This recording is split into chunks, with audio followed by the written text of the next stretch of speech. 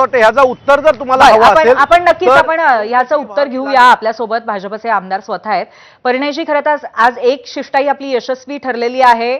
नागपुरामध्ये पण वेगळ्या पद्धतीची शिष्टाई केली जाते असा आरोप आहे अविनाश जाधव यांचा. तुमचं उत्तर काय यावर? नाही, मला असं वाटतं की ज्या प्रकारे अविनाश जी आरोप करतात आहे आणि लोकशाही कुठेतरी धोक्यात आली या प्रकारचं ते वक्तव्य करतात आहे. पण या सगळ्या भागांमध्ये जिथे जिथे बिनविरोध निवडणूक झाली, जिथे जिथे सगळ्यांनी विड्रॉ केले, तिथे यांच्या पक्षाचा का उमेदवार होता नाही, किंवा यांच्या पक्षाचे जर उमेदवार असणार तिथे ते काय सगळे बिकाऊ होते काय? आणि त्यांनी जर सगळं विड्रॉ नाही केला तर मग काय पूर्ण पक्षच विकला गेला आहे का तुमचा? हा माझा त्यांना प्रश्न आहे. ज्या यांनी सांगितलं की 20-22 ठिकाणी बिनविरोध झाला, मग या कोणत्याही ठिकाणी मनसेचा एकही उमेदवार यांनी दिला नव्हता. मग यांनी जर मनसेने तिथे उमेदवार दिला नव्हता का मनसेच मॅनेज झाली होती काय? यांचेच नेते मॅनेज झाले होते का? हाही माझा प्रश्न आहे. अविनाशजी, मला असं वाटतंय की आमचे सर्वीकडे उमेदवार होते, पण ज्या पद्धतीने आज सकाळी अनिल माने म्हणून आमचे वागळेमधले उमेदवार आहेत, त्यांच्या घरी सकाळी 8 वाजता पोलीस गेली होती. हे पोलीस कोणी पाठवले होते? भारतीय जनता पक्षाच्या नेत्यांनीच ना. अहो, माझं मत आहे की एवढे पैसे वाटले येतात कुठून तुमच्याकडनं, याचं पहिलं उत्तर द्या. अहो, आमच्या उमेदवारांनी काय केलं त्याचं आम्ही बघणारच आहोत, त्याचं उत्तर आम्ही त्यांना देणारच आहोत. पण जेवढा विकलेला दोषी आहे तेवढाच विकत घेणारा पण दोषी आहे. तुम्ही सत्ताधारी आहात ना.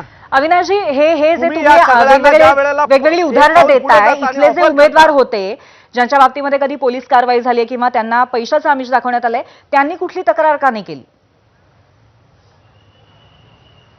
माझं मत आहे त्यांनी आमच्याकडे तक्रार केलेली आहे. आम्ही आज सकाळी निवडणूक आयोगाला याच्या बाबतीत लेखी तक्रार केलेली आहे आणि मला वाटतं निवडणूक आयोगाच्या मेलची आम्ही वाट बघतोय. उद्या कोर्टात पोलिसांकडे जाणं किंवा थेट कुठली तरी कारवाई करणं अशा पद्धतीची कुठली मागणी आपण केली नाहीत? मी परत सांगतो, पोलीस स्टेशनला सांगतात ही तक्रार तुम्ही निवडणूक आयोगाकडे करा, त्यांच्याकडनं आम्हाला येऊ द्या, असं निवडणूक आयोगाच्या पोलिसांचं मत होतं. पण आम्ही ती तक्रार निवडणूक आयोगाकडे केलेली आहे. आणि जर परीने फुकेना त्याचा प्रूफ पाहिजे असेल तर त्यांच्या मोबाईलवर मी 5 मिनिटात पाठवतो. बर, परिणयजी, मेल पाठवून करणार तो मेल काढतो लगेच. बघा, असं आहे, मला असं वाटतं की ज्याप्रमाणे अविनाशजींच्या पक्षाचं विधानसभे आणि आता नुकत्याच झालेल्या नगर परिषद निवडणुकीत सुपडा साफ झाला आणि आता 22 जागेवर त्यांचं म्हणणं आहे की त्यांच्या उमेदवारांनी अर्ज मागे घेतला. 22 जागेवर कसं कोणी चूक करू शकतं? मग तर माझा आरोप आहे की तुमचा पक्षच मॅनेज झालेला आहे. तुमच्या पक्षात दिले 5-5 कोटी रुपये दिले. 5-5 कोटी. मला असं वाटतं की तुमच्या प्रदेश अध्यक्षांनी 5-5 कोटी रुपये दिले. 5-5 कोटी रुपये एवढे पैसे तुमच्याकडनं येतात कुठे? ह्याचं पहिलं उत्तर द्या आम्हाला. परिणयजी, एक मुद्दा याच्यामध्ये महत्वाचा असा आहे की पहिले अविनाशजी पहिले असा आहे की तुम्ही तुमची बिनबिडावचे आरोप तुम्ही करतात आहे. कुठेही पुरावा तुमच्याकडे नाही. कोणत्याला पैसे दिले, काय दिले, तुमचेच कार्यकर्त्यांनी तुम्ही म्हणता विड्रॉ केलेला आहे. मग त्यांनी जर विड्रॉ केलेला आहे आणि मग इतर पक्षाच्या लोकांनी विड्रॉ केला, तिथे तो उमेदवार ताकदीचा असणार, भारतीय जनता पार्टीचा उमेदवार ताकदीचा असणार आणि म्हणून कोणी त्याच्या विरोधात लढायला तयार नसणार म्हणून सगळ्यांनी विड्रॉ केला किंवा त्याचं भागात काम चांगलं असणार, त्याला समर्थन केलं असणार लोकांनी. मान्यता काय नाही देत तुम्ही?